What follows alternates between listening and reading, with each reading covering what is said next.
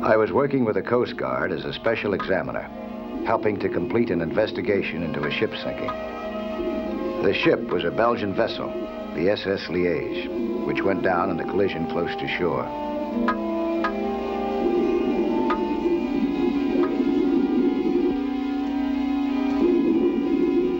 On the surface above, a Coast Guard cutter stood by as my base of operations.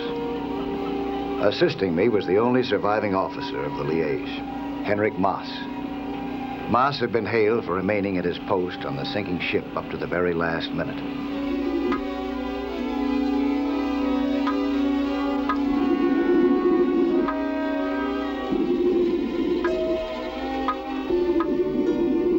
I had just about completed my series of dives, confirming certain facts about the collision. I had also found that the vessel was not too badly damaged, and that much could be salvaged.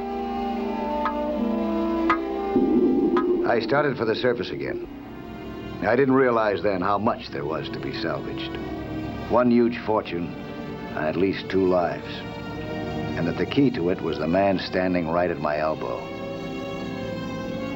Henrik Maas was being very careful to give no cause whatsoever for suspicion concerning his integrity or his real purposes. When the cutter docked back at the Coast Guard base, the first man aboard was an old friend, Lieutenant Commander McStay. He was accompanied by another man. Hi, Mike. Hi, Commander. Well, what shape's you in, Mike? Not bad at all. And the impact was just where you thought it was going to be. Got the whole thing charted. There's a lot of debris that's blocking some parts of the ship. See, I've indicated the areas there for you. But I think we can still get into the main cabins. Fine, Mike. Mike, I'd like you to meet Mr. Farber. What you say will be very good news to him. Mr. Farber, nice to know you. Mr. Nelson. Oh, Mr. Maas, Mr. Farber. Ah, Third-Mate Maas. Well, we honor you for your example of devotion to duty. Mr. Nelson, the purser's cabin, it can be entered. Oh, I think so. Why? Mr. Farber has permission to begin a special salvage operation at the earliest date. Well, that means getting through the purser's cabin quickly. I am prepared to pay you well for your services, Mr. Nelson. How long do you think it will take to clear the way to the purser's cabin? Oh, you don't want me. You want a hard hat diver. Somebody who can stay down for a long time, who has an unlimited supply of air.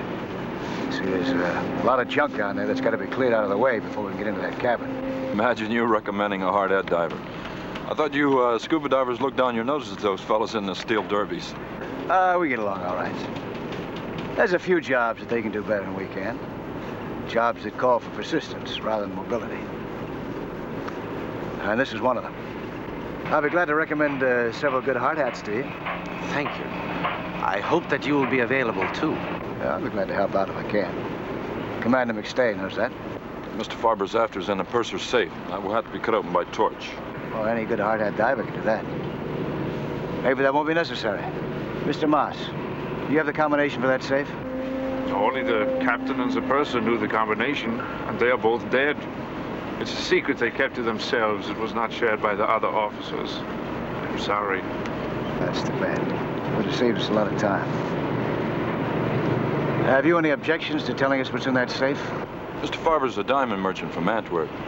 Now, that safe contains more than $1 million worth of gems. Belonging to Mr. Farber. I want those gems, Mr. Nelson, before any other salvager can get them. We'll do everything we can to get them for you, Mr. Farber. Thank you. Thank you very much.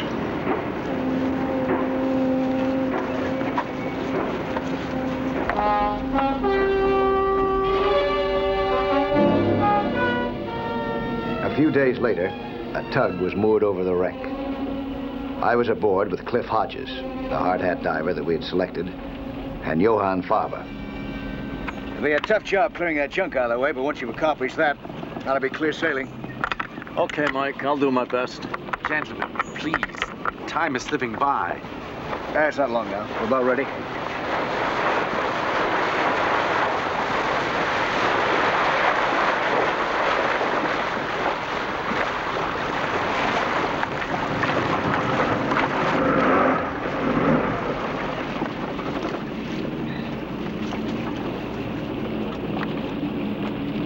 Hi. Hello, Mr. Nelson. What are you doing out here? You were not expecting me? No. But I came out as soon as I got your message. Message? What message? I didn't send any message. Oh, I sent you a message about a week ago. It must be the same message still on my dresser. Oh, that's a shame. I'm sorry. You know, I've had the same thing happen to me. But how's it going? Just starting. As long as I'm all the way out here, is there anything I can do to be of assistance? Oh, why not? After all, you know the ship better than any of us. You mind sticking around for a little while? No, not at all. I'm in no hurry. Well, come on aboard. We'll put you to work right away. Fine.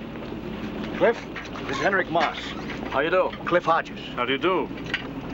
Yeah, give me a hand with that. There, you all right, boy? Decapitate the man before we get him down there.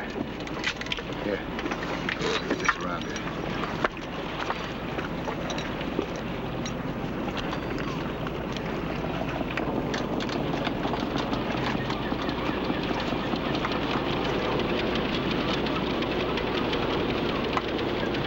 All right?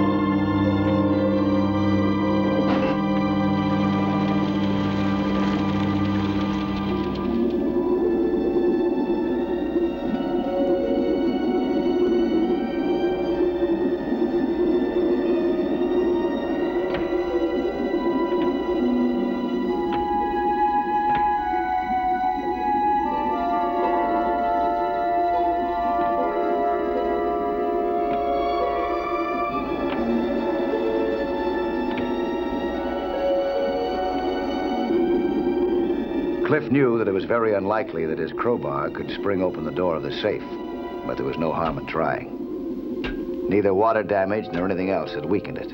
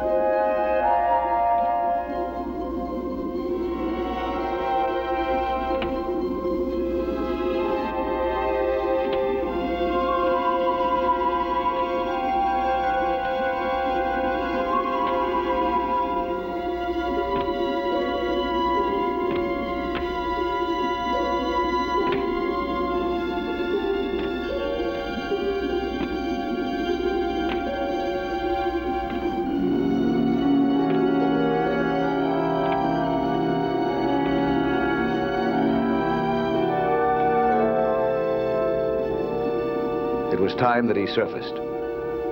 I was waiting eagerly to hear his report. There was another pair of ears, waiting even more eagerly. Were you able to get in? No, Mike. I was fooling with the dial. I used the crowbar on the door. She's still solid. That's a shame. What we need is the underwater torch. Yeah. Did you get mine fixed? No, but it'll be ready for you by the time we have chow and get a little rest. It's time for you to knock off, huh? Until 2 o'clock? I can use it. Lunchtime? I hadn't realized. So I'm due back in the city at 1:30. I must go. Oh, I'm glad you came out. You think you'll be back later? Well, I'll try. Whatever I can do, I want to do. Maybe you could wait for me a little while. Oh, not for long. Gotta keep going on this, you know. Bye. I'll forget it, huh? I'll grow on you, Paula.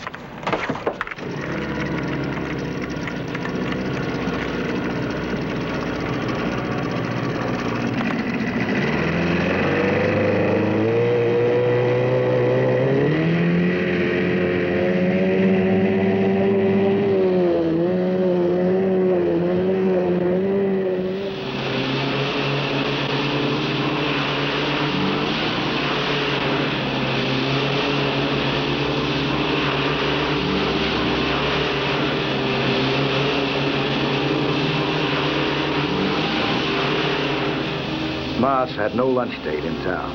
On the contrary, he had plans of another nature entirely.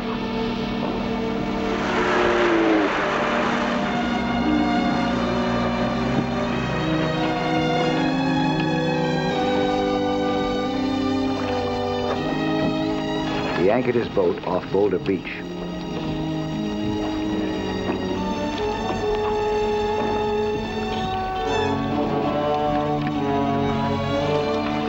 The only thing which wasn't in his plan was a loose anchor line. A few minutes later, he emerged from the cabin in full diving gear.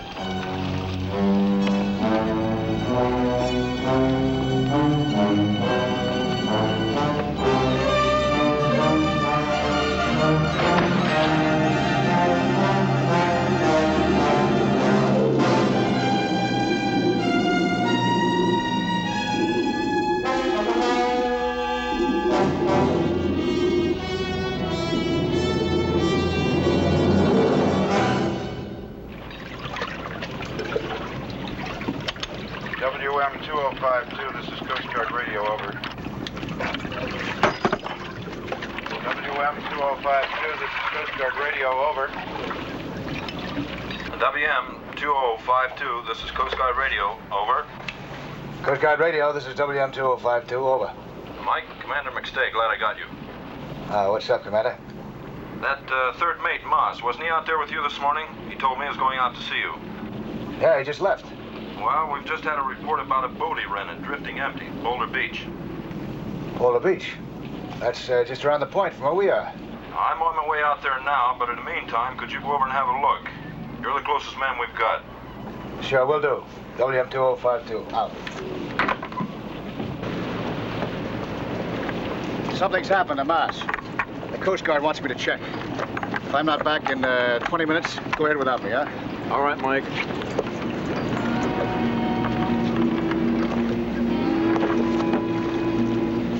I took off in search of the missing third mate, not even suspecting that he was deliberately on his way to what might be murder.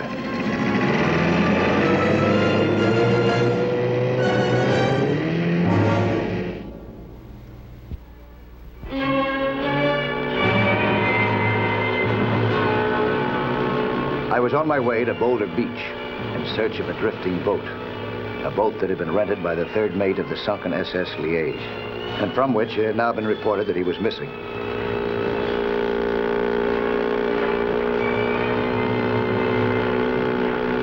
Little did I know that while I was heading toward his boat, Moss was swimming in the opposite direction underwater, right back toward the sunken freighter.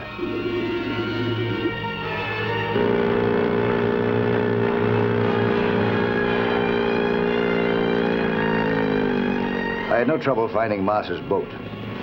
The tide had not taken it far. In the meantime, Moss was farther than ever from me, closer than ever to the freighter. I, of course, didn't know this. I was searching for a missing man.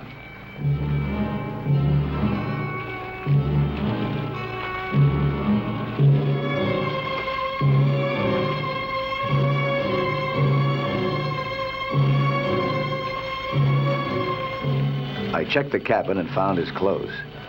I didn't know what to make of them, because I had no idea that Mas was a diver.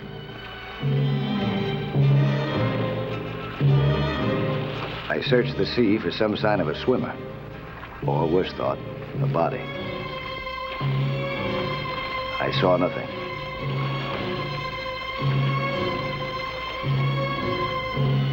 Now I was convinced that Mas was overboard.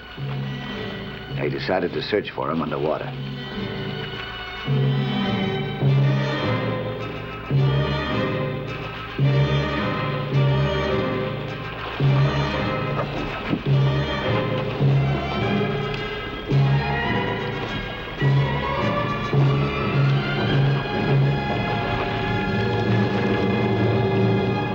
Mas, in the meantime, had reached the freighter. He had been waiting for just one development. For a job to be finished that he couldn't do himself. For the debris to be cleared away so that the purser's cabin could be entered.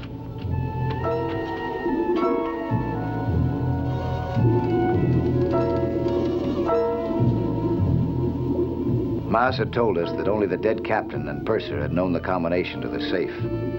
He had lied. He had known it all along.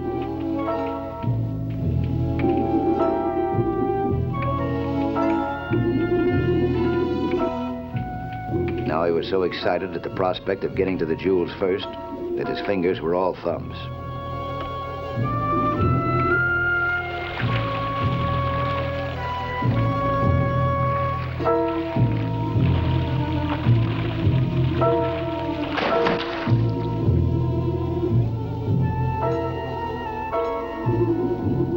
I started searching the immediate vicinity.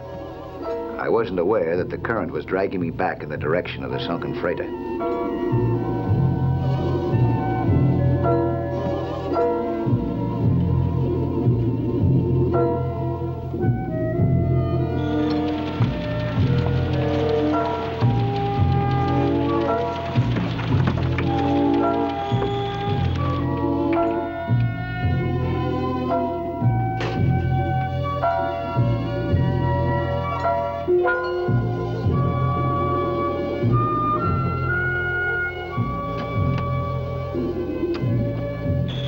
Give me the torch.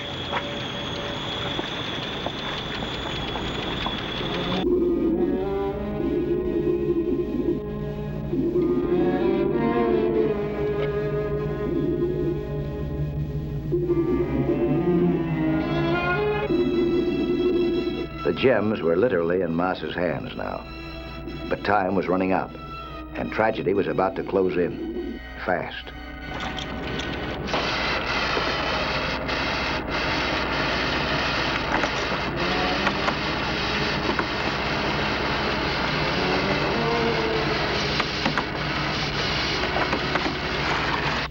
Fortunately, as I searched, the current continued to sweep me toward the freighter.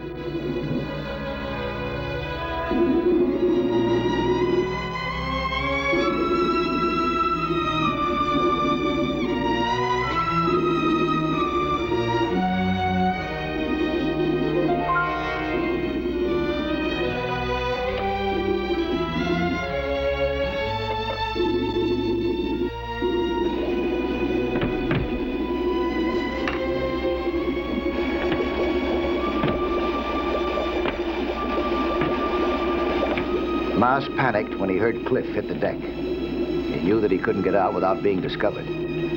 But for $1 million worth of gems, he was willing to do anything.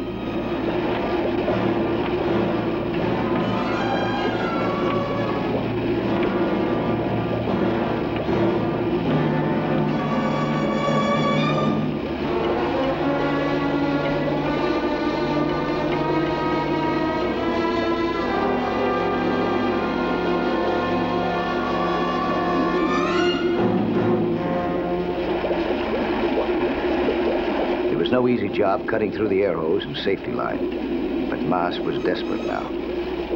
When he felt his air go, Cliff instinctively closed his intake valve.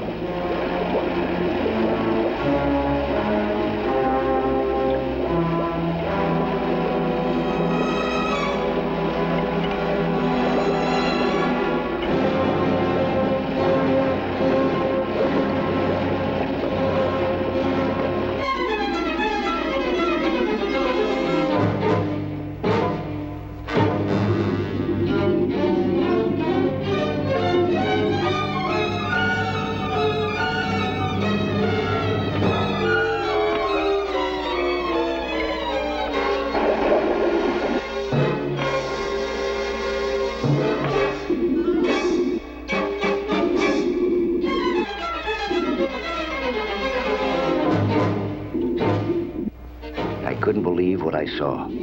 But I had no time to think. Moss was ready to kill the only witness to his crime, me.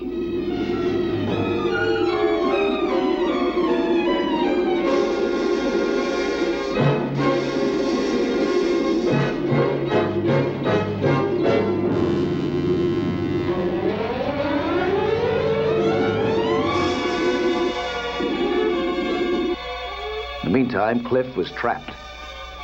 He took the only course that he could. He settled down to conserve the air trapped in his suit.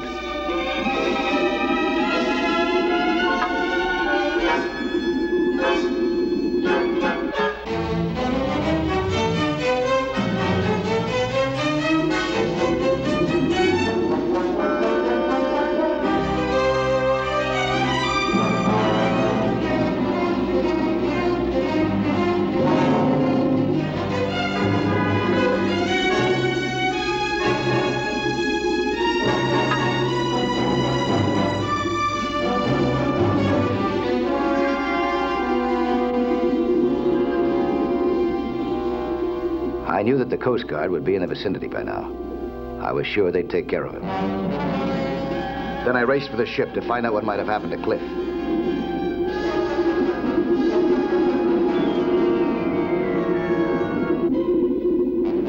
The cut air hose told me everything. Cliff probably was dead. But I was counting on something that I remembered from my Navy days. There might still be a chance. Even when his hose is cut, a hard-hat diver, by closing his air valve, can live for several minutes on the air left inside his suit. I shoved the air hose into the arm of his suit and held it tightly in place. The new air was taking effect. The odds were shifting back in his favor.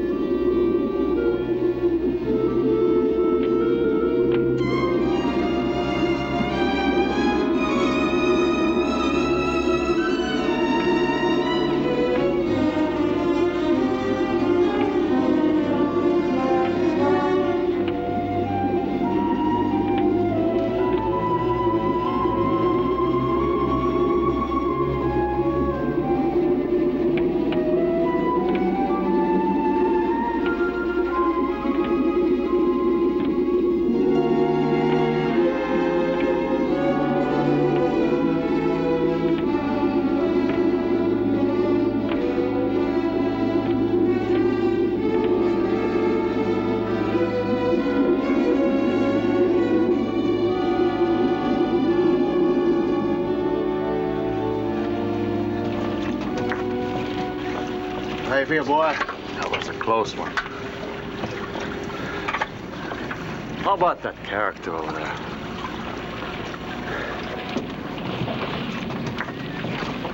You get anything out of him? He's not in a very conversational mood, but that's not important.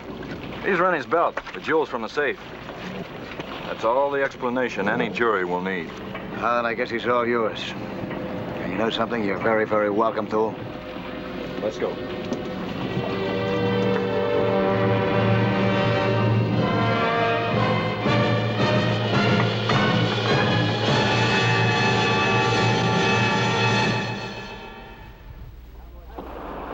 Hi there. I'm Lloyd Bridges. Skin diving is certainly a lot of fun, and it's full of adventure. See some more of it again next week, huh? When there'll be another excursion into that fabulous underwater world of Sea Hunt.